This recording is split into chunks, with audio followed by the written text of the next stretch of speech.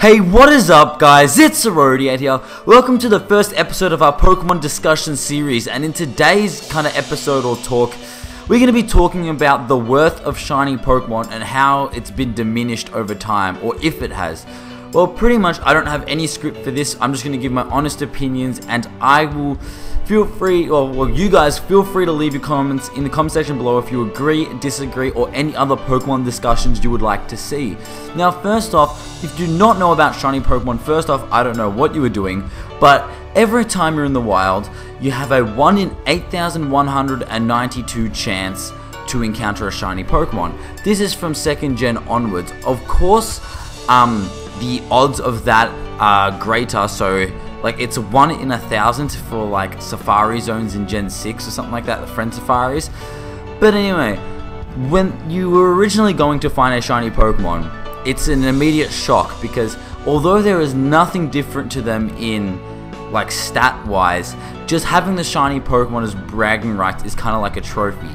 But the thing is, since Pokegen was a thing, and if you do not know what Pokegen is, you can pretty much create your very own Pokemon. So like, let's say I wanted to create a Cyndaquil, I can make him shiny, I can make him have perfect IVs, certain EVs, make him be, what do I want, certain hidden power, nature, everything I want.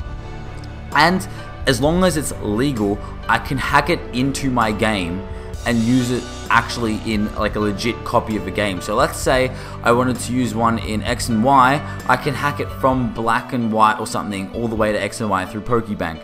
Just like a thing like that. And that is one of the main reasons why shinies have just been like diminished in value like crazy.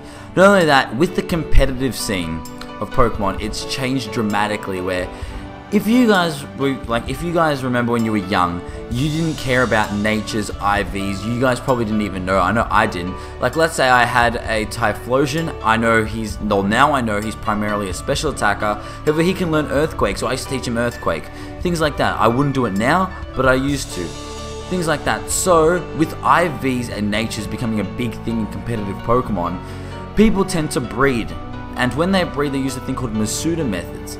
And pretty much what it means is if you breed two Pokemon from different regions, so let's say I have a Ditto from Japan and I have a Typhlosion from Australia. If I breed them, the likelihood of getting a shiny is increased. Not only that, since Gen 5 there is a thing called the Shiny Charm, where I'm pretty sure you get it for completing the complete Pokedex but catching everything, not just seeing it. Pretty sure if you just see everything you get the Egg Charm. But so if you Masuda Method and you get the Shiny Charm, your odds of getting a shiny are dramatically increased. Like the odds, I'm pretty sure they go into triple digits, like 1 in 900 and something. I could be wrong, or like 1,024, something like that. And not only to mention that, with the friend Safari, like I was touching on earlier, it's a 1 in 1,000 chance to get a shiny Pokemon in there. So that's a big difference from the original 1 in 8,192 chance of getting a shiny Pokemon. So let's say I am lucky and I do actually go into the wild and I get a shiny Makuhita, because that was my first shiny, right? Let's say I wanted an adamant nature, so up attack minus special attack, but I get timid, so up speed minus attack, right? That's just ruled me out of using it in competitive completely. Sure, I can use it on my playthrough, however, it's just ruled me out completely. Not only that, there are things called IVs, which if you do not know, things called independent values. So every stat, so HP, attack, defense, special defense, and speed, they all have a range of IVs that can go from 0 to 31. And pretty much 31 is the best you can get, 0 is the worst. The higher the number, the better the stat is. So I could have two Pokemon exactly the same nature, exactly the same EVs, which are effort values which you get from other Pokemon, into the same attack. One could have 31 IVs, one could have 0. The one with 31 IVs will do more damage, and it's quite considerable when you actually measure it up. So with IVs being a thing, it has just ruined the idea of shiny Pokemon for me, because for you to get a shiny Pokemon, not only do you have to worry about natures if you catch them in the wild to be useful, you need to worry about IVs. And yes, with the friend Safari, you're guaranteed 2 at the least perfect IVs, 2 to 3 IVs perfect.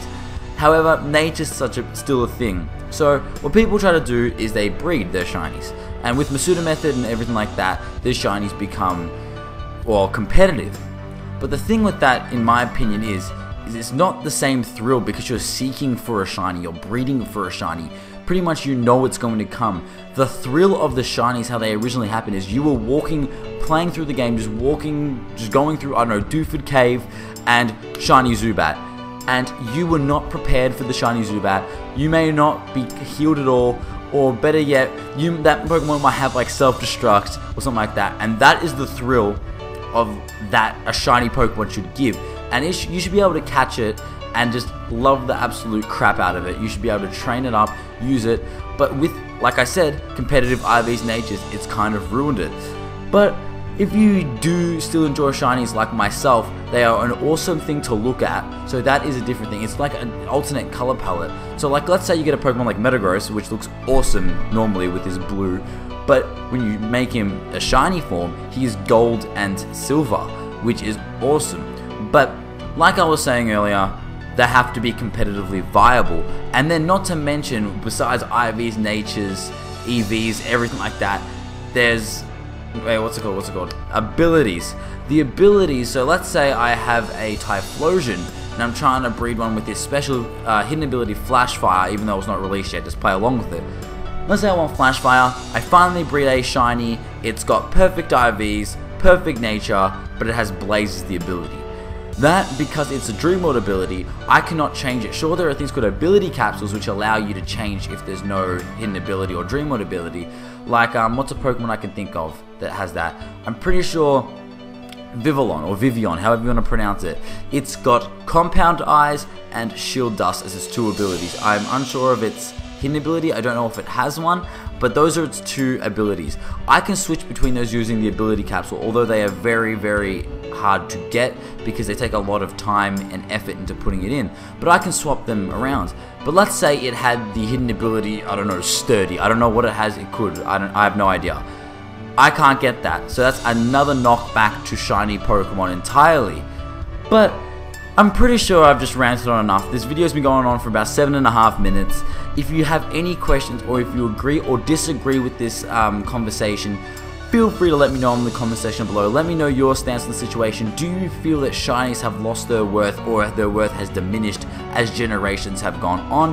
Not only that, feel free to leave recommendations for some more Pokemon discussions that we are going to be having in the future. And yeah, do you all have much else to say? This has been Arodiad. I'll catch you guys later. Peace.